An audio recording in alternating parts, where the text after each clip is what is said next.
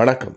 நான் சுபவீர பாண்டியன். ஐயா பெரியார், அண்ணல் அம்பேத்கர் ஆகியோர் பிறப்பதற்கு முன்பே 19ஆம் நூற்றாண்டில் மராத்தியத்தில் தோன்றி பல்வேறு சமூக சீர்திருத்தங்களை முன்னெடுத்தவர்கள் மகாத்மா ஜோதிராவ் பூலேயும் அவருடைய துணைவியார் சாவித்ரி பூலேயும். அவர்கள் தீனபந்து என்று ஓர் இதழை நடத்தினார்கள். 1873ஆம் ஆண்டு ஜூலை மாதம் ஜோதிராவ் பூலே அவர்கள் வெளியிட்ட அடிமைத்தனம் என்னும் நூலில் அவர் எழுதியிருக்கிற முன்னுரை மிக அழுத்தமானது. இந்திய சமூகத்தை ஆரியர்கள், அதாவது பார்ப்பனர்கள் எப்படி ஆதிக்கம் செய்கிறார்கள் என்பதை அவர் குறிப்பிட்டிருக்கிறார். அவர்களினுடைய புராணங்களில் வருகிற பரசுராமன் என்னும் பாத்திரத்தை எடுத்துக்கொண்டால், பரசுராமனின் கொடுஞ்செயல்களோடு ஒப்பிடுகிற போது நீரோவோ அல்லது அலாரிக்கோ அல்லது மாக்கியவல்லியோ கூட அவனுக்கு முன்னால் ஒன்றுமில்லை, சாதாரணமானவர்கள் என்று தோன்றுகிறது. நீரோ மன்னன், ரோமானிய பேரரசன், நாடு எரிந்து கொண்டிருந்த போது விடில் வாசித்தவன் என்பதை நாம் அறிவோம். அலாரிக் விசிகோத்ஸ் என்கிற